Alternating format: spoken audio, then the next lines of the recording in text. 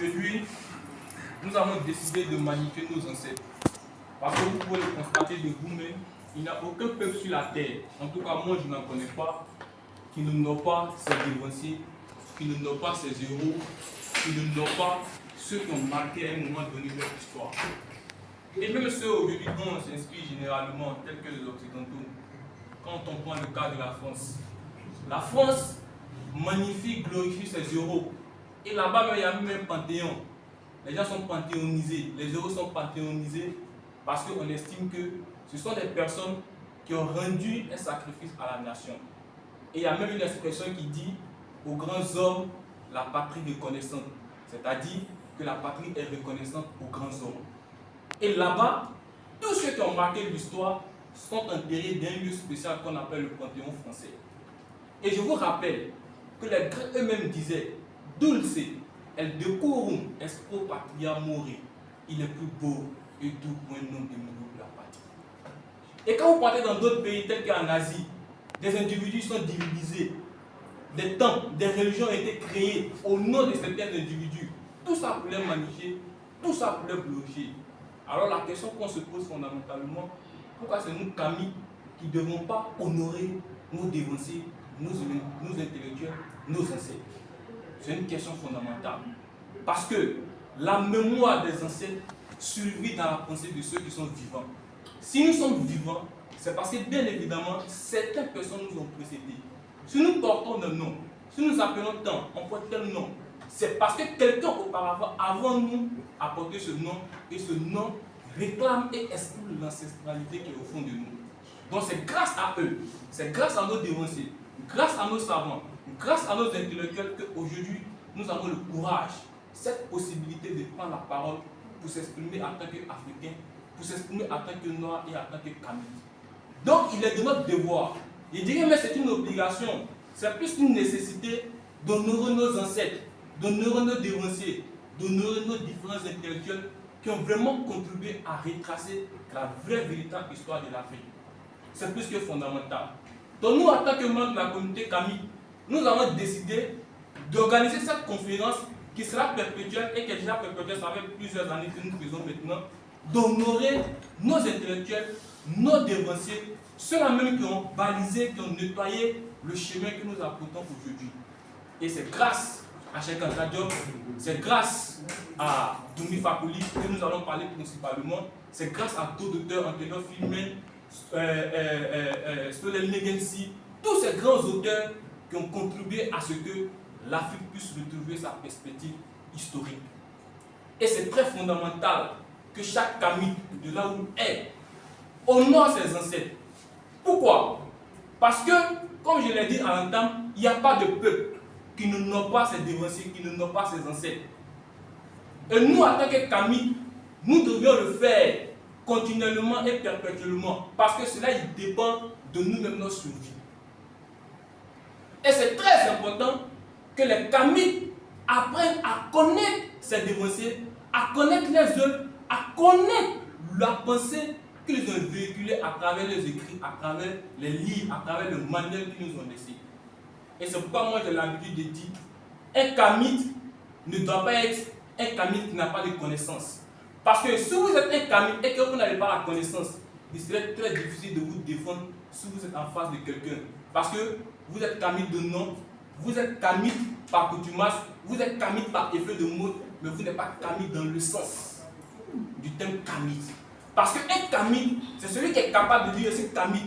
Et voilà les raisons pour lesquelles je suis Camille. Il argumente, il s'exprime, il donne ses raisons, il donne ses motivations et même il arrive à convaincre celui qui est en face de lui. Et celui qui est en face de lui, je connais que lui, c'est vrai qu'il n'est pas de la même croyance que moi, mais je te respecte parce que tu as des arguments pertinents, capables de me convaincre. C'est ça le Camille. Et pour arriver à ce stade, il faut passer dans la formation. Il faut passer par l'air, il faut s'informer. Il faut se former, il faut avoir de l'information. C'est pourquoi nous décidons aujourd'hui d'honorer Doumi Fakoli, d'honorer Cheikh Anta Diop, d'honorer Marcus Garvey, d'honorer tous ces grands dévanciers-là qui ont contribué à ce que nous soyons autonomes. Pas autonomes au sens peut-être financier, mais autonomes au sens mental, au sens historique, au sens scientifique. Parce qu'ils ont mené des combats, ils ont mené des études, ils ont mené des recherches. Et c'est grâce à ces recherches qu'aujourd'hui, nous nous avons une base fondamentale, affirmer que oui, nous sommes Kamites, nous décidons de revenir aux sources. Et ces auteurs dont nous allons parler, avant même de parler de Doumbouya Fakoli n'est pas quitté Es Nilo. Il s'est inspiré de quelqu'un, il s'est inspiré des autres.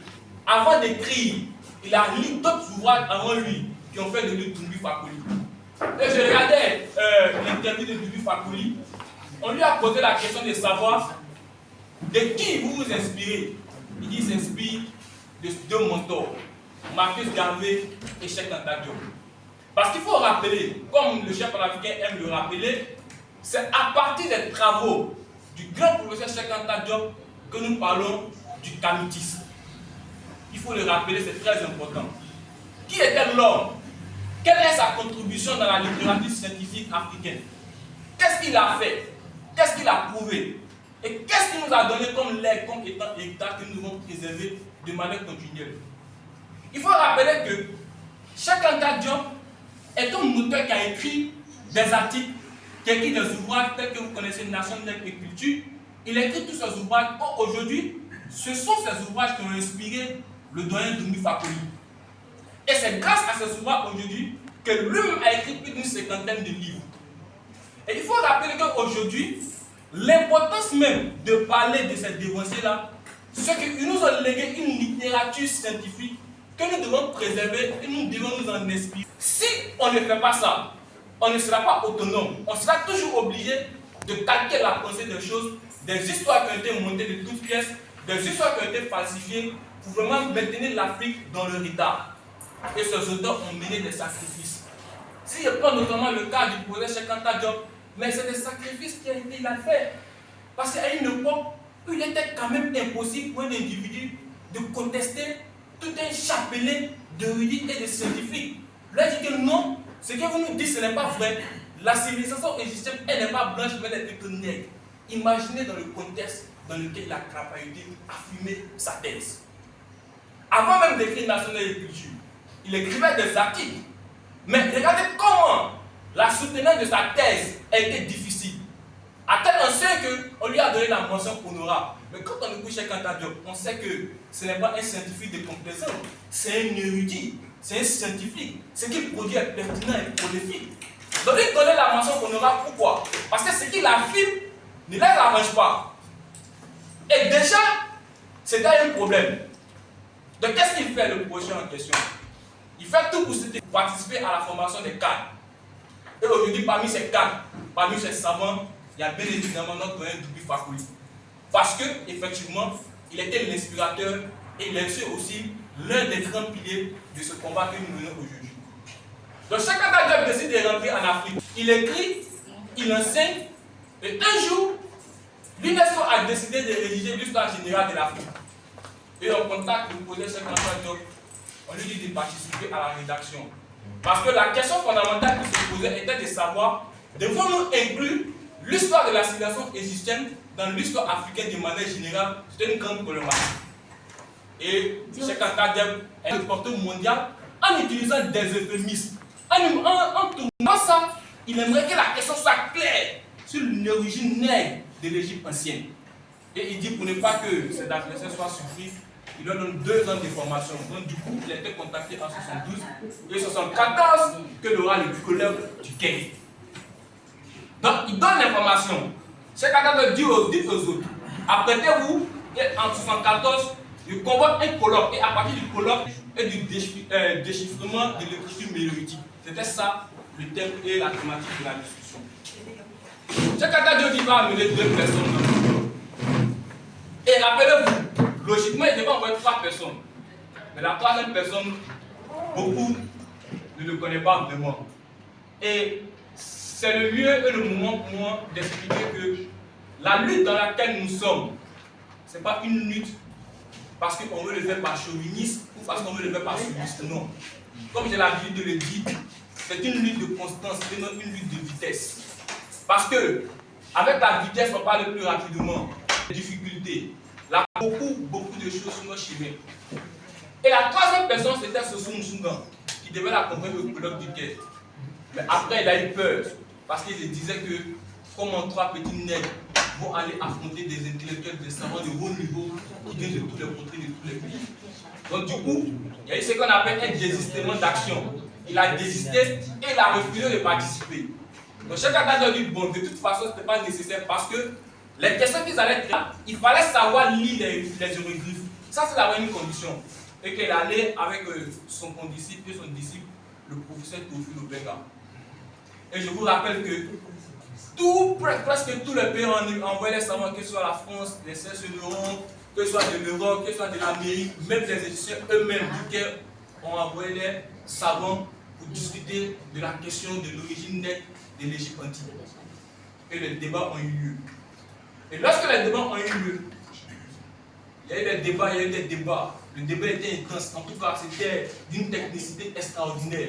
Il fallait, au niveau des textes et des documents anciens, ils ont prouvé A plus B que l'Égypte antique était effectivement une civilisation nègre, une civilisation négrière, une civilisation noire. Et je vous rappelle que lorsqu'il y a eu des rapports d'intellectuels, l'un des détracteurs du projet Cheikh Anta Diop, le projet Jean Devise, c'est lui qui était chargé de rédiger le rapport. Et qu'est-ce qu'il dit dans le rapport?